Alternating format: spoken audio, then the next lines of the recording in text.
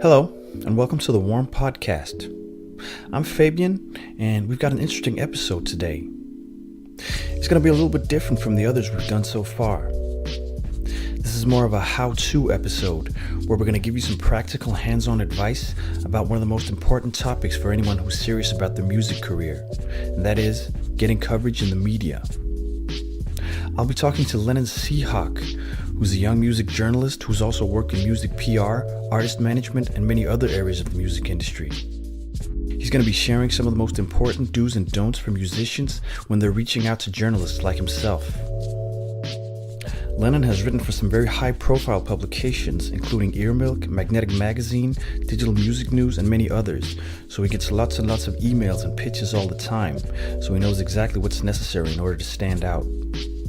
He's going to talk about the importance of giving your music a story when sending it out, how to structure your emails, when to follow up if you don't hear back, and much more. So if you're an artist or anyone involved in music PR, this episode is for you. Thanks for tuning in. Hope you enjoy. Could you tell me just a little bit about yourself, like your background, before we get started, and what it is you do now? Sure. I get asked this question quite often and I'm never sure where to start. I always have a different answer. I'm never sure where to pick up and start off.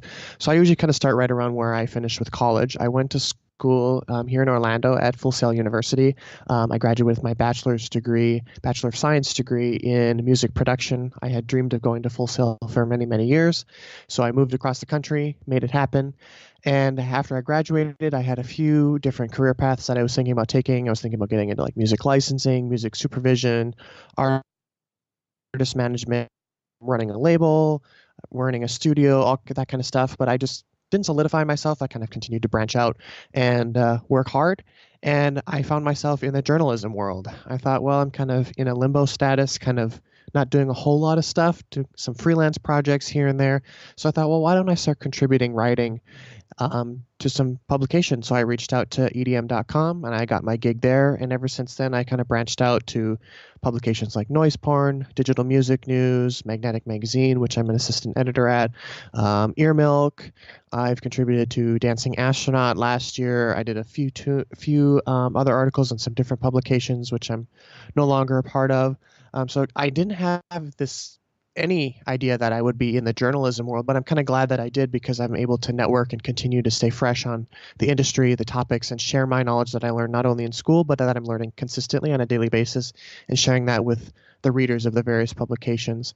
On top of that, I do a little bit of photography. I'm a very creative person in that realm. I don't do it as much as I would like to, but I'm also a musician. I've been playing piano for about 14 years. Not classically trained, unfortunately, just basic learning scales, all that fun stuff. But I can navigate my way around the piano. And I do a little bit of electronic music writing in the computer, which I don't have a lot of experience in, but it's something that I really enjoy doing as well. So that's mostly what I've been doing, and I have some experience at various labels. I've interned at a few labels remotely, doing public relations. I'm currently contracting with a music distributor, so similar to, it's called Jamvana. They're based here in Florida. They do similar to what TuneCore does, but on a completely different scale. They basically, to get your music on iTunes, Spotify, all the digital service providers, you upload your music, they have direct contacts with them, and then we get your music to the different digital service providers for your fans to listen to. Okay, so that's a pretty diverse background. Absolutely. I've been trying to, because I'm so young in my career, I tried to branch out and learn everything that I can, so then when I'm later on in my career, I can kind of combine everything and really hone in and help. Yeah, that's a good idea. But I mean, given that you've written for some pretty high-profile websites, I'm sure a lot of people send you, music all the time. Is that like an everyday thing? Do people constantly send you music your way? Yeah, I do constantly get emails. Sometimes they catch my personal inbox. They get publicists will attack my email. They'll find anything to get in hold of you. They will reach out. I have a Magnetic Magazine email, which where basically all the editors and stuff are subscribed to.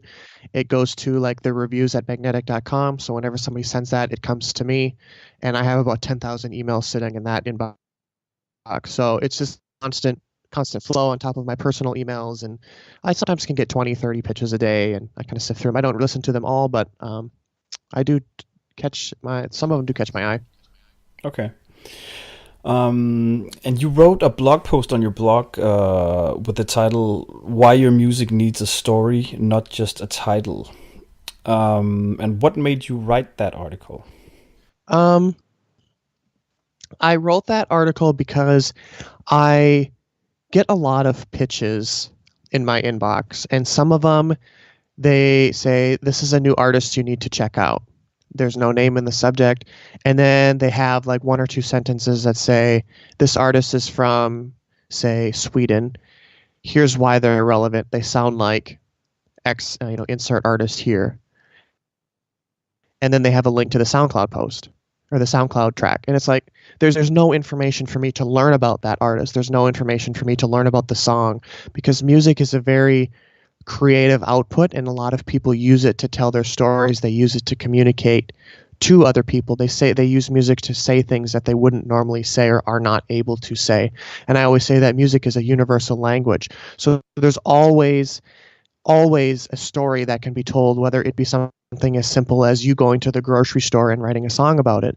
There's a story behind that. And I think that regardless of how meaningless you may think that is, it's very important for people like me who want to write about it, or you want to write about it, have that story to tell, so we can also express that in our creative endeavors to the readers via the publication. Yeah. And I think in the article you also say that you often lose interest in the music if it doesn't have a story. Is that right? Yeah, I do. Like I said, I get a lot of those pitches where some people will just say, hey, I just wrote a new track. Here's a link to SoundCloud. There's nothing to it. Like, if you want me to write about it, what do you want me to talk about? I know nothing about you. You don't have a link to your website. I have no idea who you are. Where is this inspiration coming from? Where did you learn the music? There's nothing behind it. So, I mean, even if I were to write about it, it might be a good track, but I don't have anything to talk about other than what the song is. What's the story behind it? What's the story behind you? Type of thing, and I lose a lot of interest. It's like when you meet somebody at a restaurant, or you meet somebody in a grocery store line and you start talking to them. You can lose interest if they're not going to tell you anything about them. They're just going to, they just might tell you one or two things, but you're going to lose interest in that conversation because there's nothing to relate to. There's nothing to even talk about. I'm sure some people would say that, well, this track doesn't really have a story. I just sat down, messed around, created this track. This track doesn't really have a story. But you're saying basically that every track has something, some kind of story. Yeah, I do. I mean, even there, that was a story. You sat down, you wrote a track. There's a story there. You sat down for a reason. Why did you sit down? Well, I sat down because I was sad. Okay, and why were you sad? Okay, you were sad because, I just broke up with my girlfriend or boyfriend, whoever. Okay, and and you just kind of dig deeper. Go beyond I just sat down. There's always something. There's a reason. Like every time I sit down at the piano, there's a reason why. I really want to play piano. Why? Because I'm feeling inspired. Why am I feeling inspired? Because I had a really good day at work. Why did I have a good day at work? Well, because I got a promotion. And why did I get that promotion? Because I worked very hard. It's a chain reaction, and there's always a deeper meaning behind something. And I just think you need to dig deeper and channel that, and figure out what it is. Even if you don't think there is a story, create one. When you're writing that song and there's no story there at that moment, after you're done with the song, you can maybe paint us a picture. That's something that the unicorns were frolicking and this and that. Paint us a picture, create a story for it. So there's always something there. Yeah.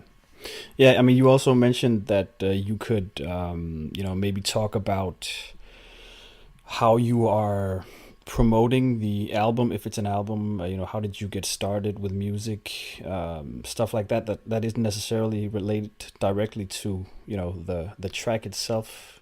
Absolutely. Yeah, there's always kind of you can always take a unique approach to promoting the album. Say, for example, if you're sending to publications, but you're doing it in a unique way. You know, in addition to doing this in releasing your album, you're also giving out a free T-shirt for this, and that, or you're giving out a flash drive with X amount of, unreleased music, or you're giving out VIP tickets. You know, you're taking a unique approach to how you're promoting that song. Something that is not just standard, oh, I released an album, let me pitch to publications, pitch to some Spotify playlists, and move on to the next release, basically. So if you are doing something like giving something away or a flash drive, you should use that as part of your pitch. If they're sending it to you, for instance, is that also interesting part of the story? Yeah, absolutely. If you're doing something unique rather than just pitching me something, and you're giving something away, I want to know about that. Why are you giving something away? Because chances are you've definitely given some thought into why you're giving something away, because that's going to cost you money to do that. So you've obviously given thought. You've been creative about it. For example, an artist just released that pitched me, a friend of mine, she pitched me a track, and it was a 3D track. So the music, when you watch the music video, it came with a little personalized card that opened up and had a personalized message that said, "Hello, Commander Cihak. This is this, it's this, and that." I don't remember exactly what it was. And then it came with a pair of 3D glasses for you to watch the music video on YouTube. That was something totally different. And the message was recorded by them, and he sent it out to the X amount of publicists or whoever publications it went to, and it was personalized. So that was something completely unique. So of course I had to jump on that, like, yeah, send it my way. I want to check that out, type of thing. Interesting. So do you always should you always like send a press release, or is that only for like albums and EPs and stuff like that? I mean, say you were promoting just a single track, do you prefer getting even a short press release every time, or? I honestly prefer having a press release, because in a previous podcast I did earlier this year, and also in articles that I've written, I do prefer to have the fewer the communication, the fewer emails I have to send back and forth for you to send me the links, the social media links. Oh, you forgot to attach the cover art. That's another one. Oh, you forgot a quote. Send me that, type of thing. I'm losing interest every time I send that email, another email. So combine everything into one Google Doc, one Word document, PDF, whatever it may be, and send it. A link to the cover art, a link to the social media, a link to or a quote in there, a link to the download, a link to the high resolution art, press release images, an EPK. Everything should be in there, even if it's just a single, because then I don't have to go out of my way to research you. Even though if you're really interesting and I follow you, I'll organically do that. But still, in that moment, I'm sitting down because I don't have a lot of time to write out an article and sift through 100,000 emails to find exactly what it needs to be to put together a story for you. I want everything combined in one place. But you're also a publicist. You also work with artists. Is that correct? I did. I was contracting with a publicist. It was with a kind of a mutual friend of mine. So I did a little bit of that. It was more of an assistant type thing. But I have done public relations work. I'm not a big fan of it, but I did do it for about a year. Okay. Okay, I mean, can I ask you why you're not a fan? I mean, that's kind of like being on the other side of the table, so to speak, from what you're doing Yeah, now. yeah, it kind of is. I like to be the person that's receiving the content and writing about it. I do enjoy putting together the press releases, but sometimes the actual reaching out can be stressful, because there's that time of I'm reaching out the way I would want to be reached out to, but not everybody wants that type of thing. Some people want to be reached out via email, some people want Facebook, some people want this, and then when you're not seeing results, you have to deliver bad news, and sometimes you have to deal with premieres, and there's time crunches, and it's just a lot of stress, and I'm doing so many other things, writing for so many different publications, that it was just too much for me. Now, if I was just doing public relations, it might be a little bit of a different story. But from my experience, it was kind of a lot to do at the same time, and I was doing it the way I would want to be reached out to and all that stuff. But it just wasn't. It wasn't as catching to me, I guess. It wasn't as alluring and as fun to me as writing the articles and all that stuff. Yeah, but probably good to have like an understanding of what the other person is going through. Absolutely. Yeah.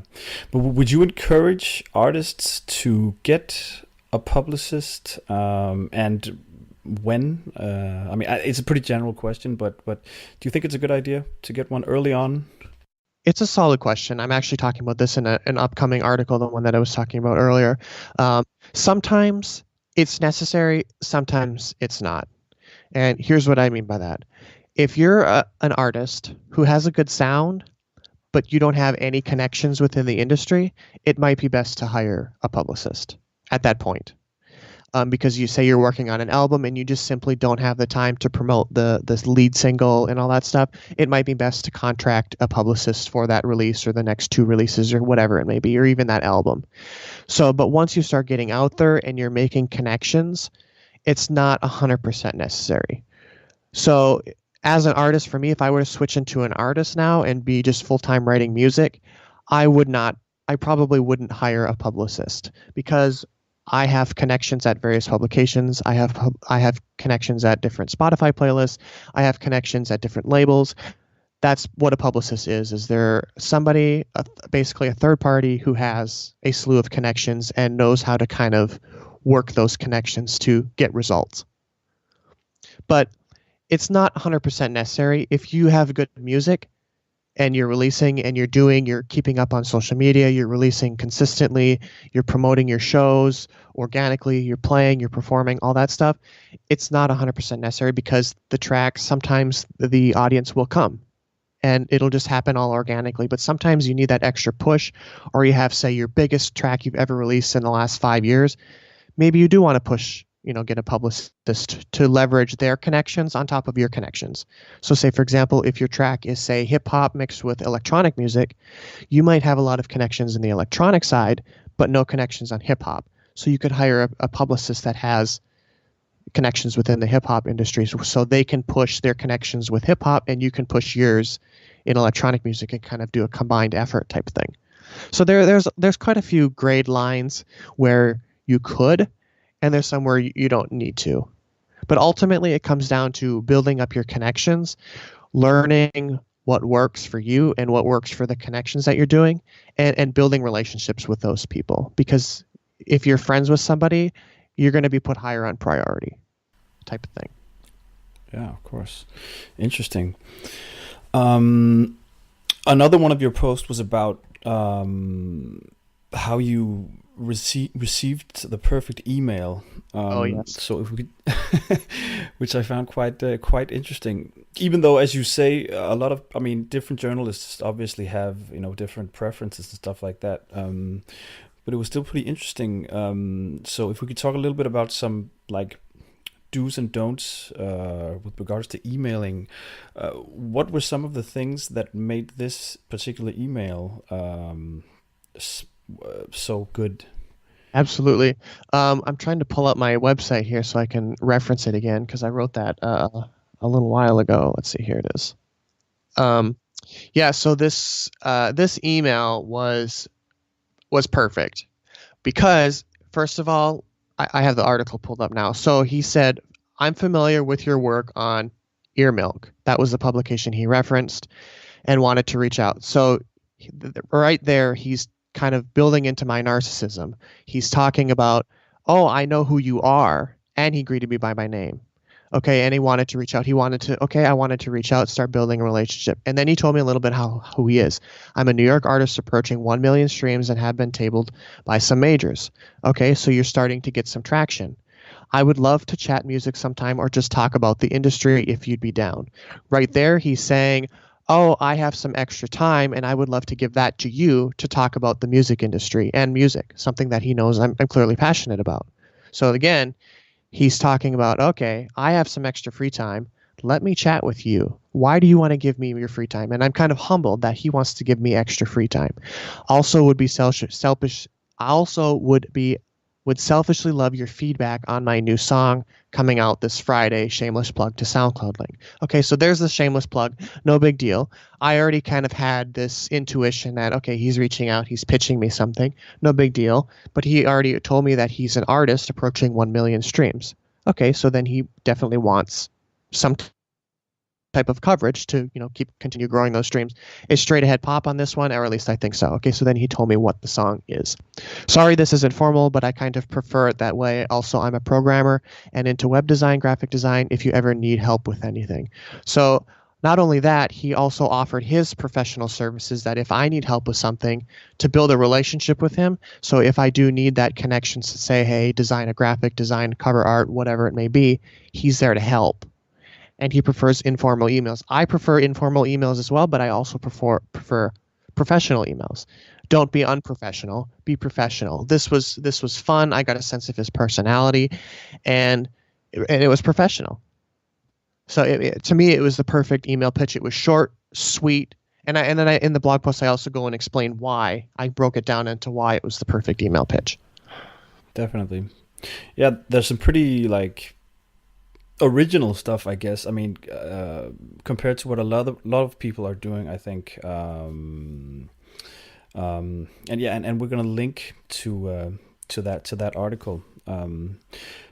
But yeah, I mean, I thought it was interesting, with how he kind of like offered, as you say, he kind of offered, his services to you and offered to like chat with you. I think, I mean, most people would just kind of try to push what they have, to you. So it seems like a really refreshing approach to kind of offer to do something for the person you're writing. Yeah. Absolutely. Yeah, I mean, how when you send out emails, from the artist's or the publicist's perspective, how when you don't get a response, which you very often won't, should you do follow-ups? When should you do follow-ups? When does it become pushy? It That's a good question, and a lot of times every publicist has a different perspective. Personally, I like to follow up no more than like you send the initial email and follow up no more than 2 more times, so a total of 3 emails. Because publicists and other bloggers, especially editors at different publications, they get hundreds, if not thousands, of pitches a week. Yours is, if it wasn't stuck out, then it probably wasn't a fit for either the publication or they just weren't interested. So initially reaching out, and then I would say probably a week or 10 days prior to release. So if you have a release on the 10th of, say, August, I would do the initial reach out on the 1st, send another one in, say, 3 to 4 days, follow-up email, and then one more probably 3 days prior to the actual release. And then that would be it. If there's no response, it'd probably be best to not move on. Now, some people, I've had this as well, they'll send you emails, they don't get a response there. They'll send 4 or 5 emails, they don't get a response.